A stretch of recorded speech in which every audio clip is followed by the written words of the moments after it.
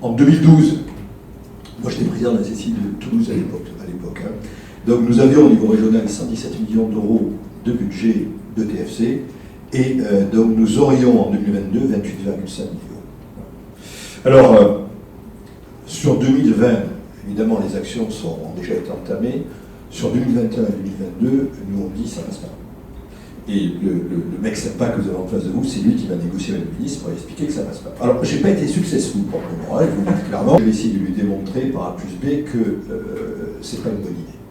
Pourquoi c'est pas une bonne idée? Pour plusieurs raisons. Premièrement, parce que c'est pas supportable par réseau. Dans le sens de pas de supporter, mais c'est pas soutenable par réseau. Ça veut dire qu'aujourd'hui, si on balance les moins 100 millions en 2021 et moins 100 millions en 2022, ça veut dire qu'on met le réseau à genoux, il ne pourra plus faire ses missions. La deuxième chose, et pour un ministre de l'économie c'est somme toute assez important, c'est que pour moi c'est doublement anti-économique. Doublement anti-économique. Alors pourquoi doublement? Premièrement parce que dans une période, on reviendra là-dessus, où la croissance n'est pas au rendez-vous, il faut plutôt soutenir les acteurs qui soutiennent les économies plutôt que les enfoncer. Et deuxièmement, quand je regarde ce que coûte une chambre de commerce, et je vais prendre l'exemple de la CCI Occitanie, et ce qu'elle renvoie au territoire, les chambres de commerce sont, entre guillemets, des organismes de soutien à l'économie rentable. Je prends un exemple. Nous, l'an dernier, on a eu 59 millions d'euros de TFC, d'accord, de taxes pour frais de chambre. Déjà en marché public, sur les opérations que nous avons lancées, nous avons émis sur le marché 21 millions d'euros. Mais j'ai plus de 1000 emplois. Et je ne compte pas les effets que nous avons du fait de l'accompagnement des entreprises.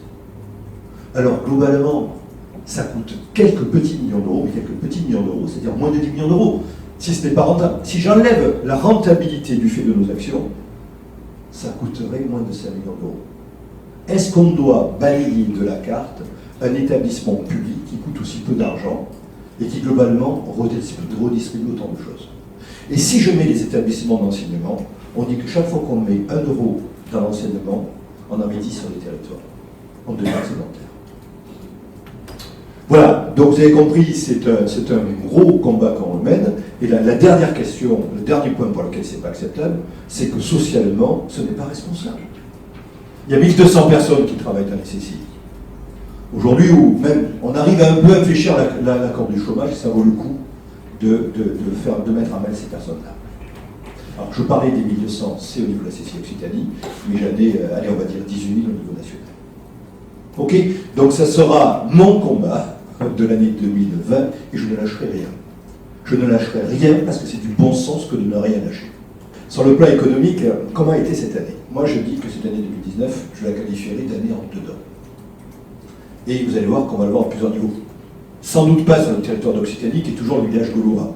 En dedans, pourquoi? Parce que si je regarde au niveau mondial, on a fait le pire résultat en termes de croissance depuis 2009. Et 2009, c'était l'année de la récession. D'accord? Je vous rappelle qu'on avait prévu, on a fait, en termes de croissance du PIB, 3,5% en 2018, et nous serons à 2,9% en 2019. Et là, c'est 20% de moins. C'est énorme sur le plan mondial. Alors, qu'est-ce qu'on peut dire aussi? C'est qu'on a eu des révisions à la baisse de 0,3 points qui sont faites au mois de mai 2019, mais donc les résultats ne sont pas bons. Alors pourquoi c'est pas bon? Ben parce qu'on a des tensions économiques et politiques qui sont importantes. Alors, tensions politiques, premièrement, c'est vrai que les États-Unis, c'est compliqué, quoi. C'est compliqué, donc entre deux tweets, regardez l'impact des tweets de Trump sur la bourse. Moi, je suis un peu la bourse, on voit tes côtés, Schneider est coté, on regarde ce qui se passe.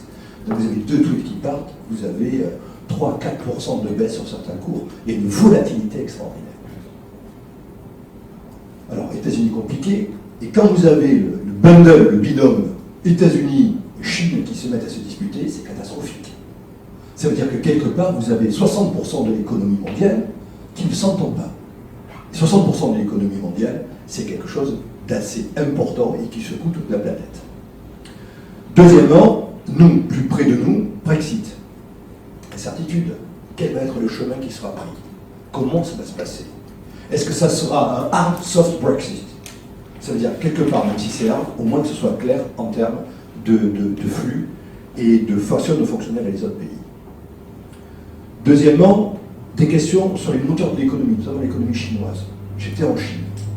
Qu'est-ce qui fait que ce pays tient? Je me pose des questions, je suis président d'une boîte chinoise, enfin c'est ma filiale, dans laquelle j'ai autre chose, depuis à peu près 15 ans, et je regarde cette économie. Cette économie en mal de flux avec l'extérieur, mais en interne. Il y a une capacité à marcher sur la consommation interne, comme la France le fera d'ailleurs, vous verrez, sur 2020, qui est extraordinaire. La Chine se reconstruit. La Chine se rééquilibre entre l'Est et l'Ouest, entre l'Est et le centre.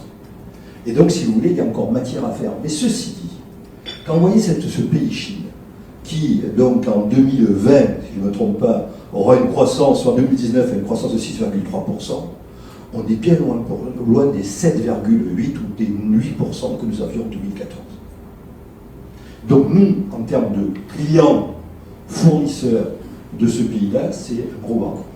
Autre élément, si vous voulez, nous avons des difficultés sur un secteur qui est important pour nous, et qui est important au niveau mondial, c'est l'automobile. Je ne parle pas que des maires de Renault, hein. Je parle du mouvement qui est en train de se mettre, pas que dans l'automobile, mais beaucoup, on va dire, généralement dans les transports, et plus particulièrement dans l'automobile, c'est autour de tout ce qui est green, etc., qui sont en train de mettre à genoux notre industrie automobile. En tout cas, les nôtres, évidemment, nous on a fait le pari du diesel, imaginez le pari qui est intéressant. Alors nous, les Gaulois, comment ça s'est passé en 2019? Ça s'est passé plutôt bien, toujours bien. Alors, c'est vrai que la courbe d'accélération de croissance n'est plus là, hein, plus en croissance comme on l'était les autres années, mais si vous voulez, c'est quand même plutôt bien. Et la preuve année, c'est qu'on a révisé à la hausse toutes nos prévisions de croissance en termes d'activité. Alors, je commence, si vous voulez, par l'industrie. On avait prévu 1,6%, on va faire 100 points de base de plus, c'est-à-dire 2,6% de plus. Ça, c'est les prévisions mises à jour de la Banque de France. Vous savez, c'est rare en France, hein, avoir une industrie qui progresse et qui crée de l'emploi. Sur les services, c'est quelque chose qui explose, chez nous comme ailleurs, mais chez nous encore plus, puisque là, si vous voulez, on peut dire que l'État c'est stable, mais quand même, on avait prévu 5,2, on va faire 5,6, a priori. Sur la construction, ben c'est là que ça bouge le plus. On imaginait, si vous voulez, une année de municipal ou pré-municipal et qui pouvait freiner le processus, pas du tout. On avait prévu 4,1%, on serait plutôt vers 7,6%. Et donc l'agroalimentaire, cher cette région, plutôt à 3% versus 2,9%. Moi, le flou que j'ai, et je ne l'ai pas cité, parce que ce n'est pas partie des statistiques de la Banque de France, c'est le commerce. Alors si je prends le commerce de gros, c'est une chose, si dans le commerce chez Internet, ça marche plutôt bien. Mais si je regarde le commerce des centres-villes, avec les mouvements sociaux que nous avons eus, c'est la catastrophe. Et ce commerce, moi, me fait beaucoup de peine et attire terriblement mon attention. Pourquoi le commerce est important? Parce que le commerce, c'est la vie. Enlever le commerce en Toulouse ou ailleurs, on ne va plus dans les centres-villes. Et donc ce commerce-là, il faut le soutenir, et c'est le grand message que je dois vous passer, et aidez-moi à le relayer. C'est que si on regarde sur 5 ans, comment s'est comporté l'emploi salarié sur l'Occitanie. Vous n'avez pas ces stats, moi je les ai.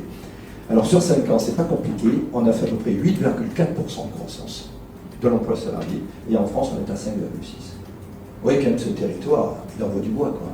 Création d'entreprise, bravo sur l'Occitanie, plus 17,1%, c'est magnifique, on est la 4e région de création d'entreprise.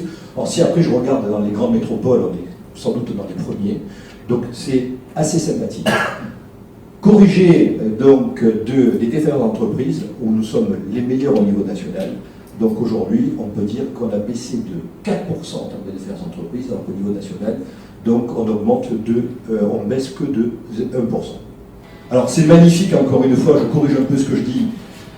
Si je regarde tout ce qui s'est passé les autres années, donc on est toujours dans cette tendance à la hausse, mais la croissance a tendance à s'amortir. Mais si je regarde ce qui se passe à l'extérieur, si je me compare, si nous nous comparons, ben, on a des résultats assez extraordinaires sur ce territoire.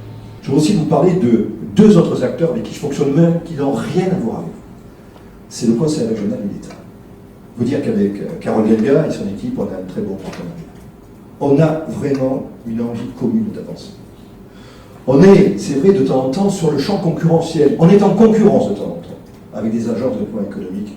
Dès qu'on a des problèmes, on s'appelle, on règle les choses. Le deuxième acteur important, c'est l'État, avec qui nous fonctionnons très très bien. Et avec le préfet de Guyot, ben, on se connaît, c'est vrai, parce qu'il était directeur général de la CCI de Paris-Île-de-France.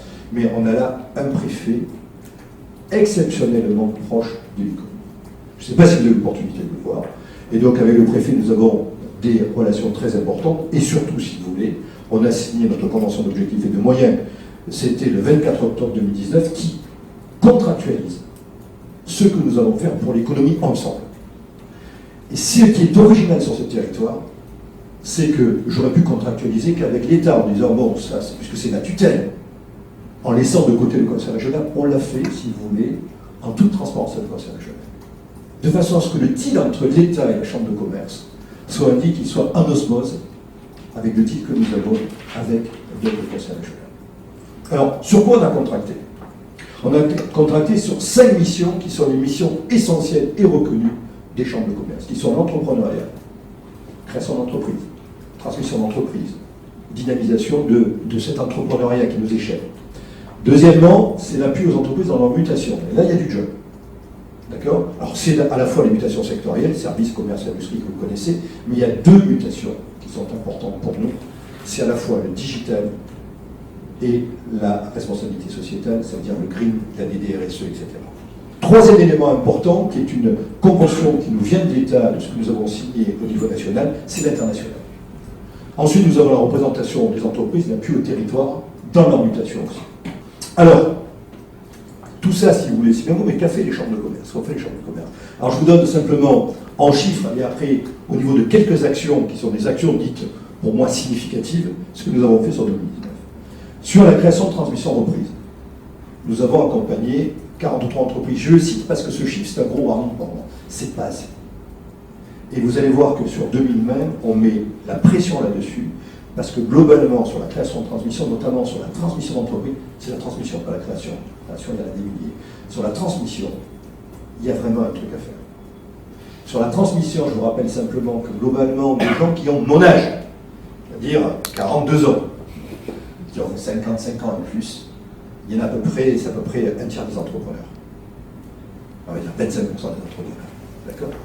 Ces 25%, s'ils partent tout seuls comme ça, sans gérer la reprise de leur entreprise, c'est 100 000 personnes qui n'auront plus de job. Pas acceptable. Ensuite, nous avons l'international. Nous avons accompagné 480 entreprises et nous avons sensibilisé 800 entreprises. On est nettement en progression par rapport aux autres années. DDRSE, on a entre l'accompagnement et la sensibilisation, c'est à peu près 150 entreprises sur lesquelles nous avons travaillé. Beaucoup de personnes viennent nous voir sur ce que nous faisons au niveau de l'Europe. C'est le réseau Enterprise Network qui sensibilise nos entreprises à ce qu'est l'Europe, à la façon de fonctionner dans ces marchés européens, de répondre à ces appels d'offres, etc. Et j'ai des chiffres assez extraordinaires, puisque globalement, on a fait à peu près 650 participants à nos événements. Et si je regarde les entreprises que nous avons accompagnées, nous avons accompagné 315 entreprises. La cybersécurité et la transition numérique, sur lesquelles nous travaillons beaucoup, 70 réunions de sensibilisation en 2019, je vous rassure tout de suite, ça va beaucoup accélérer en 2021 et en 2020 et 2021. Pourquoi? Parce que s'il y a quelque chose qu'on ne peut pas perdre dans ce pays, imaginons qu'on ait perdu un peu d'industrie. Quand je dis imaginons, je suis un homme sympa. Donc il y a quelque chose sur lequel on peut rebondir. Et quand vous regardez ce qui se passe au CES à Las Vegas, quand vous regardez nos pépites françaises, il y a un coup à jouer. On est en retard au niveau du numérique, au niveau de nos entreprises. Je ne parle pas des startups. C'est-à-dire que le commerçant est en retard. Quand je regarde le commerçant, quand je regarde le petit industriel, par rapport à son collègue du nord de l'Europe, il est en retard. On est sous-digitalisé. Et on ne peut pas ne pas prendre le train de la digitalisation, c'est impossible. Et là, il y a des efforts à faire. Alors il faut que l'État, quand il promet de l'argent, il mette vraiment de l'argent sur la table, et que ce ne soit pas que des promesses, parce que quand je regardais notre ami Mounir, donc qui fait plus partie du gouvernement, il y avait un tas de milliards d'euros qui devaient arriver au gouvernement, moi je ne l'ai pas vu arriver. D'accord? Alors, qu'on parle de l'industrie du futur, c'est magnifique, mais le digital, c'est maintenant, parce qu'il va se passer une révolution, et nous aurons un retard que nous ne pourrons pas rattraper si on n'accompagne pas nos petites entreprises. Nous avons encore des entreprises en France qui n'ont pas de site internet. Vous avez la majorité des commerçants qui ne font pas de e-commerce. Quand vous regardez que ça représente 10% du commerce mondial, il faut se poser des questions. Ensuite, nous avons la formation. Par alternance, globalement, on a formé 6000 personnes. Et donc, globalement, sachez qu'on a un taux d'insertion professionnelle de 87%. Et bien, cette formation par apprentissage, il faut vraiment la soutenir. Vraiment la soutenir. Je vous rappelle que l'apprentissage, c'est quelque chose d'assez extraordinaire. Parce que vous prenez un jeune et vous le mettez directement en immersion dans l'entreprise. Vous savez qu'on a des problèmes de recrutement aujourd'hui. Moi, j'ai des problèmes de recrutement chez GXO, on en a chez Schneider, on en a partout. Quand vous avez l'opportunité de travailler avec un jeune pendant 1 ou 2 ans et que ça marche, vous ne le laissez pas partir. Ça veut dire que les prestations qui marchent bien aujourd'hui, il faut qu'elles soient plus rentables. Et ça veut dire aussi qu'il va falloir créer d'autres prestations au service de nos entreprises. Alors là, on se pose un petit problème, qui est, vous savez ce qu'est une chambre de commerce? Une chambre de commerce, c'est pour soutenir les entreprises, et nous sommes élus par nos pairs. Et là, si vous voulez, il y a quelque chose qui va être un peu sensible, sur lequel nous travaillons, c'est qu'il ne s'agit pas d'être en compétition avec nos entreprises. Vous imaginez le bonhomme qui est devant vous, qui vous dit qu'il faut soutenir les entreprises et qui crée des prestations qui sont en compétition avec les entreprises. Donc, ce qu'on va essayer de faire, ce qu'on essaie de faire, c'est de faire en sorte de gommer les trous qui sont dans la raquette. Voilà. Il y a énormément de prestations à délivrer aussi auprès des collectivités. Voilà. Sur le digital, par exemple, sur la sensibilisation que nous faisons au digital, nous avons répondu à un appel d'offres du conseil régional, aujourd'hui personne ne le fait. Alors après, il faut des experts, c'est le boulot des entreprises qui font du consulting, mais sur notre, ce que j'appellerais cette baseline, ce premier niveau d'éducation des entreprises, de sensibilisation des entreprises, on se met là et personne ne le fait. Digital, qu'est-ce que c'est le truc? C'est cybersécurité et transition numérique. Souvent on parle de guerre, de missiles, etc. C'est vrai que les missiles c'est emmerdant. Mais aujourd'hui la plus grosse guerre que nous aurons devant nous, et merde aussi, c'est sans doute la cybersécurité. On sait paralyser les entreprises à notre œil. Voilà. Et ce qu'on sait faire chez Renault, ou dans des entreprises très très grosses, qui ne sont peut-être pas très loin d'ici, on sait aussi le faire sur la PME, PMI, et de se façon très facilement. Et donc sur la PME, PMI, ce qu'on veut dire, c'est qu'il existe des façons de se protéger un petit peu, non pas pour faire blocus par rapport à la cybersécurité, les amis, c'est pour faire en sorte qu'un petit virus, parce qu'on ne va pas emmerder les TPE, pas trop, un petit virus ne vienne pas nous pourrir la vie. Voilà, ça c'est l'objectif. Et deuxièmement, vous avez compris que sur le digital, avec aussi donc notre plateforme que nous avons au niveau national, ce qu'on veut, c'est faire progresser nos entreprises. Et sur 3 ans, l'objectif est, dans nos ateliers, de rejoindre et d'éduquer 2000 participants. Alors, c'est pas beaucoup encore, mais c'est sensiblement plus que ce qu'on a fait.